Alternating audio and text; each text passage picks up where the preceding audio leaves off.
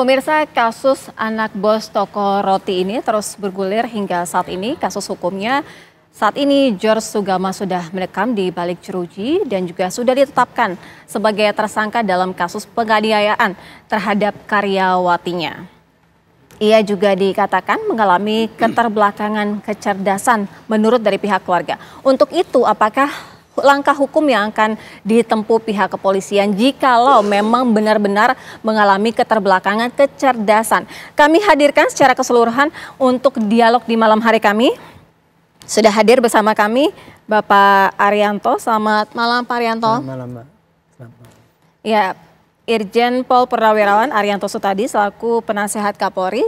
Kemudian juga sudah hadir bersama kami dari Zainuddin yang merupakan kuasa hukum dari korban. Selamat malam Bang. Selamat malam. Kemudian dari kuasa hukum keluarga George Sugama, Michael Pardede. Selamat malam Bang Michael. Selamat malam. Selanjutnya ada Dr. Zulfia Oktanida Syarif, psikiater RSUD Tarakan dan juga RSPI. Selamat malam Dr. Zizi. Selamat malam. Ya, kita terlebih dahulu menuju ke Bang Michael dulu. Ini klaim mengatakan bahwa keterbelakangan kecerdasan yang disampaikan keluarga itu berdasarkan apa? Terima kasih. Selamat malam pemirsa TV One dimanapun berada. Saya sedikit ralat, saya atas nama Marlas Hutasoid. Oh ya, siap. Saya salah satu tim kuasa hukum George dan keluarganya dari Sudarta Siringoringo SH Law Office. Dan ada Michael Pardede dan ada Rio juga. Ya. Terima kasih. Kami dari pihak keluarga menyampaikan penyesalan yang sangat mendalam atas peristiwa 17 Oktober yang lalu. Dan sekarang ini menjadi viral. Sesungguh peristiwa itu bukanlah peristiwa yang diinginkan oleh pihak keluarga, terlebih daripada tersangka saat ini, klien kami. Dan itu memang murni terjadi karena spontanitas. Terkait soal adanya keterbelakangan emosional atau kejiwaan, kami dapat menyampaikan bahwa tersangka ini usianya kan sudah mencapai hampir 35. Iya. Kedewasaan usianya dia tidak diikuti dengan kedewasaan emosional. Nah, oleh karena itu, inilah yang sedang kami minta melalui penyidik Polres Jakarta Timur untuk dilakukan asesmen agar menjawab. Tapi menurut dari Polres Jakarta Timur tidak ada bukti surat sebelumnya. Artinya sebelumnya tidak pernah bertemu dengan psikiater, kemudian berobat begitu yang menyatakan bahwa benar-benar mengalami adanya sisi kelainan mental ataupun keterbelakangan kecerdasan. Baik, kalau sesuai dengan pengakuan ibunda dari tersangka, Ya. tersangka ini kan sekolahnya itu sampai SMP, itu pun tidak selesai, tidak tamat. Kalau pengakuannya, tersangka ini selalu memiliki dalam artian perlakuan khusus. Dia selalu perlakuan khusus, dia selalu suka diperhatikan. Dan zaman itu, zaman dia sekolah SMP, kenapa tidak selesai SMP-nya dan tidak melanjut seperti 3 saudaranya yang lain?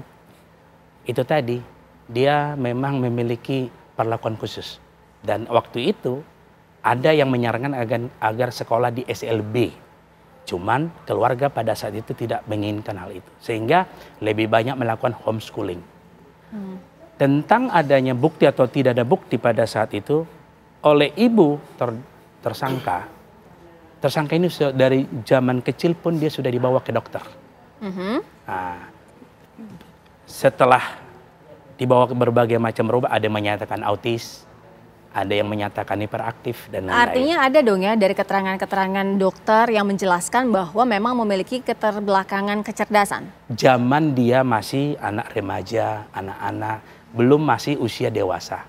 Sehingga ibu tersangka ini karena tidak lagi sekolah tersangka, ibu tersangka membawa dia ke dalam usaha toko rotinya.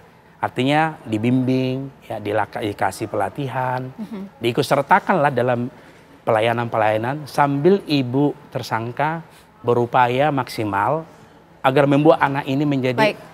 Bang Jay, tanggapannya ini mengatakan bahwa memang dari dulu sudah ada keterbelakangan kecerdasan, kemudian juga sudah sering kali berobat begitu. Ya, itu kan hak terlapor ya untuk melakukan apapun itu gitu loh. Hanya kalau saya lihat dari abangku tadi bilang itu spontan, saya pikir tidak. Ya, karena perilaku ini jelas pada September pun sudah dilakukan kekerasan ini, gitu loh. Jadi kalau ada buktinya ya Bang ya? ada gitu, itu ada gitu bahwa 17 September sebelum bulan Oktober sudah melakukan tindakan kekerasan dengan melempar tempat solasi, terus juga meja gitu loh. Jadi kalau dibilang spontan ini lucu gitu loh. Dan begitu kasus ini menguak, nah barulah diungkap bahwa dia keterbakangan mental. Itu harus dibuktikan dengan fakta surat. Tidak bisa berdasarkan cerita sini, cerita situ, nggak bisa gitu loh. Nah sekarang sibuk buat asesmen gitu loh. Ya itu yang sangat kita sayangkan. Ya, asesmen akan keluar pada hari Kamis ya, kita sambil menanti ya. Tapi kalau menurut dari pengakuan korban ini, aktivitasnya normal saja yang dilakukan George. Tidak ada menunjukkan bahwa tidak capable dengan seusia umurnya atau seperti apa? Ya, memang normal saja gitu loh. Orang keterbakangan mental tapi dia bisa mengelola toko. Bahkan cuma memang emosionalnya ya berlebihan ya? Iya betul. Justru saya bilang patut diduga harusnya si ibunya ini gitu yang dites kejiwaannya. Kenapa saya katakan demikian? Jelas laporan ini juga atas saran, atas ide, atas gagasan ibunya ini. Gitu loh. Kenapa sekarang justru bikin hal-hal yang justru membuat situasi semakin baik. Sebelum kita mendalami itu tadi, kita akan dengarkan juga ya dari Dokter Zizi. Begini, ketika seseorang seringkali emosionalnya tidak terkontrol, apakah itu juga bentuk dari kekurangan ya, dari kecerdasan, kemudian juga itu masuk gangguan kejiwaan begitu? Baik, saya izin jawab. Saya rawat sedikit saya dengan Dokter Vivi, Mbak Sira. Baik, ketika seseorang mengalami suatu perilaku di mana dia tidak bisa mengendalikan emosi, kita perlu mencari tahu terlebih dahulu apakah ada latar belakang dari perilaku tersebut. Karena siapapun bisa mengalami suatu permasalahan dalam pengendalian emosi. Nah, ketika seseorang yang memiliki gangguan mental tertentu, kemudian melakukan satu tindakan yang berkaitan dengan hukum, dan ingin menggunakan katakanlah insanity defense atau pembelaan diri bahwa dirinya mengalami suatu gangguan mental. Yang perlu kita tekankan adalah bahwa orang dengan gangguan mental atau gangguan jiwa tidak kebal hukum. Karena perlu dievaluasi dulu gangguan mentalnya apa dan apakah pada saat tindakan itu terjadi kondisi mentalnya dalam keadaan dia tidak bisa menilai realita misalnya dalam kondisi psikosis, delusi atau halusinasi contohnya. Atau dalam kondisi memang kapasitas mentalnya tidak cakep untuk memahami apa konsekuensi dari tindakannya. Nah, kalau kita bicara orang dengan disabilitas intelektual, orang dengan IQ rendah, atau dulu kita kenal dengan istilah retardasi mental, tentunya kita perlu evaluasi dulu seberapa berat derajat disabilitas intelektualnya. IQ-nya ini apakah borderline, apakah di bawah rata-rata, apakah retardasi mental ringan, sedang, berat, itu perlu dievaluasi. Dan tidak semua orang dengan disabilitas intelektual mengalami masalah emosi dan perilaku. Tapi memang bisa terjadi orang dengan disabilitas intelektual. Tapi bisa hidup normal tidak, misalnya menjalani pekerjaan sehari-hari seperti yang dilakukan oleh George begitu? Atau seharusnya memang harus mendapatkan perlakuan khusus, tidak diberikan tanggung jawab dalam pekerjaan karena akan mengganggu begitu? Ya, orang dengan gangguan mental pada taraf tertentu sangat bisa mengalami kondisi kehidupan yang wajar, yang normal. Jadi tidak semua orang dengan gangguan mental itu dia sudah pasti akan katakanlah mengurung diri, tidak bisa berfungsi dengan baik. Jadi ada kondisi-kondisi tertentu dengan tingkat atau derajat tertentu yang memang masih bisa beraktivitas dengan baik.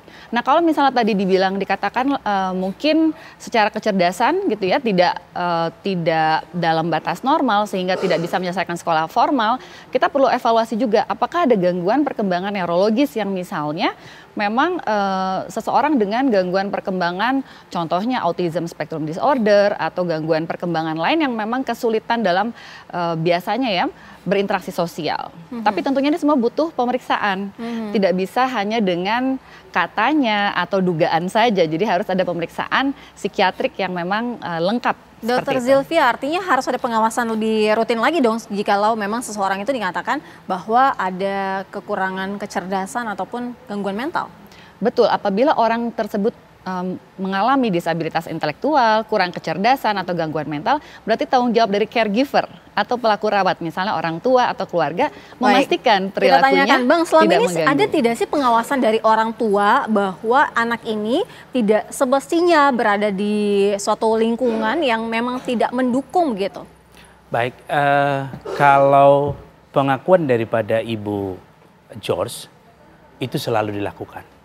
Makanya si George ini selalu dibatasi ruang geraknya terlebih di luar rumah. Jadi toko itu bukan hanya toko, tapi juga sekaligus tempat rumah tinggal mereka. Jadi di lantai 2 rumah, di lantai bawah adalah toko. Dengan adanya kegiatan George ini setiap hari bergabung dengan mereka bersama-sama di toko roti, itulah sebagai latihan dari orang tua untuk membuat kondisi George ini sama dengan 3 saudaranya yang lain. Kalau dari Bang Jay sendiri melihatnya bagaimana? Kalau saya sebenarnya lihat sudah diinformasikan bahwa ya orang tua meyakini begitu, memang anaknya ada kelainan. Tapi kalau misal dari korban kan menyatakan bahwa justru berbeda sekali begitu. ya, kalau memang seperti yang dokter katakan tadi, kalau memang ini dianggap keterbelakangan mental ini cukup mengganggu, apalagi membahayakan orang lain, kan itu jelas harus ada penjagaan.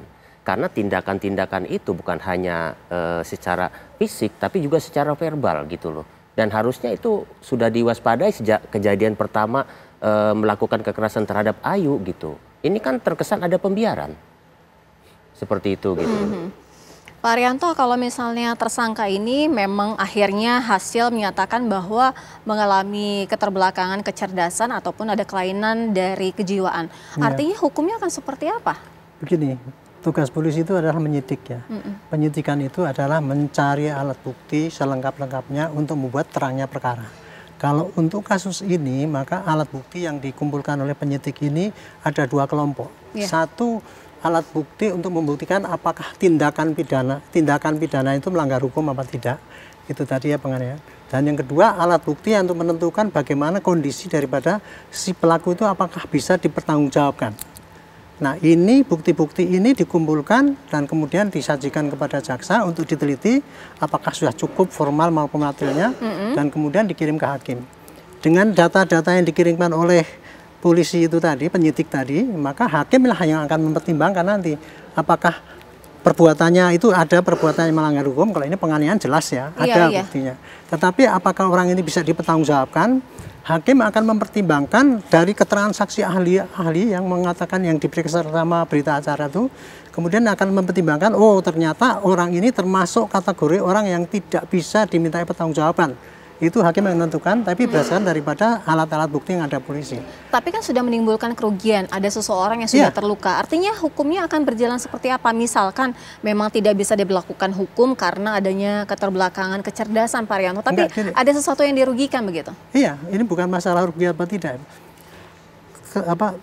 Tugas penyidik adalah mengumpulkan barang bukti, kemudian hakim itu akan berdasarkan bukti itu akan menentukan apakah orang ini. Karena begini Bu ya, hukum itu bisa diterapkan kepada orang hanya apabila orang itu memang bisa dipertanggungjawabkan untuk mempertanggungjawabkan atas tindakannya itu. Gitu. Jadi seperti orang gila nggak bisa. Tapi untuk menentukan apakah orang ini bebas daripada tuntutan atau tidak bisa diadili ya istilah itu hakim yang menentukan setelah melihat dari saksi ahli. Tapi di sini perlu diketahui bahwa dengan adanya keterbelakangan kondisi dari yang para pelaku itu, tidak bisa menjadikan alasan dari polisi untuk melakukan penyidikan. Penyidikan tetap biasa saja berlanjut.